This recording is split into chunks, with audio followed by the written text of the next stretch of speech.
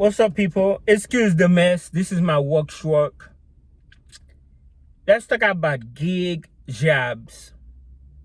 Uber, Lyft, with those apps. Now, before I continue, I want to say I'm not here to talk down to anybody that's out here hustling, providing a service, delivering service. I actually think it's a very good thing they got going on in the modern world, modern time. But sadly, gig jobs ain't it. What I mean by that is they pay so little. Yes, I know people are like, oh, talk for yourself. I make 2,000 a week. I make 1,500 a week. I make 1,000 a week. But what are you doing? You driving a lot of miles, and you are sitting there sometime, a lot of dead times, a lot of BS orders. And again, this is not to talk down to people. I used to do gig jobs. Even on my phone right now, I got Amazon Flex, I got Sparks, I got Wordy, I got Uber. The only one I really do is Sparks, really during the winter time. Of course, there are benefits of doing gig jobs.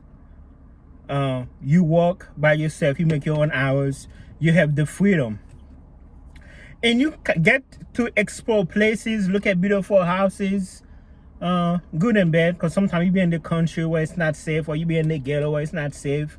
You got to deal with people not tipping, you got to meet with people that's tipping, or whether you're driving people. It is a good thing. The bad thing about it is the pay. The ideal is good, but the pay is what makes it bad, because everybody's doing it now. Everybody want to do it. And you got people who's quitting their jobs to go do gig works, and sometimes it makes sense.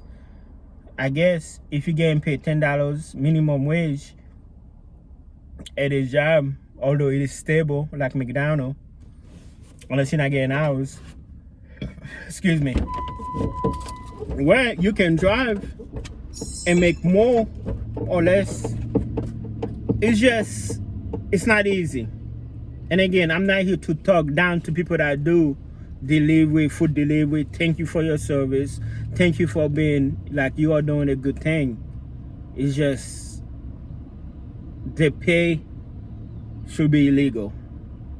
Seeing a $3 order should be illegal. And not everybody tip.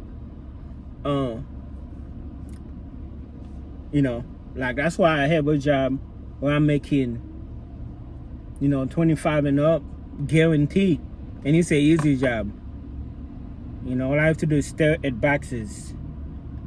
So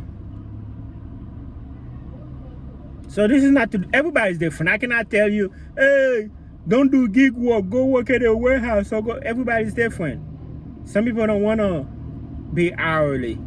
Some people don't want to, or some people can't because of back. Everybody got, schedule. Everybody's different. So it's not like, hey, do this, do that. I cannot really say that. All I can tell you is that gig apps are some BS. It's like, even Wordy.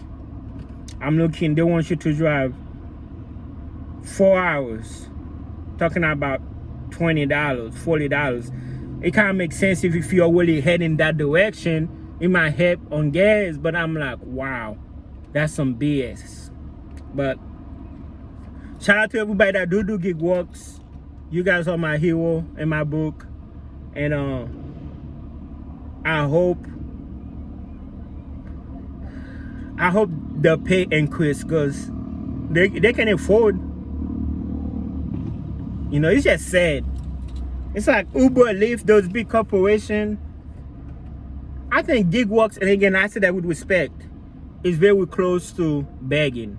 You basically staying out there begging. You probably will make more depending where you're standing, begging than you will doing gig jobs after, you know, all the expenses, gas, all the miles. All this corporate greed, using people who are desperate for money, making them do small amount orders with a promising of promotion. Hey, if you do 3 of them, we'll give you an extra $12.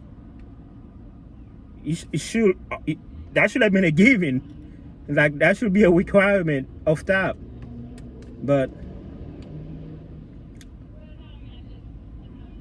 I hope there will be, and I'm not trying to get into politics, but I hope the future there will be new laws, new guidelines, or even a union that protect gig workers. But right now, gig app working jobs just ain't it.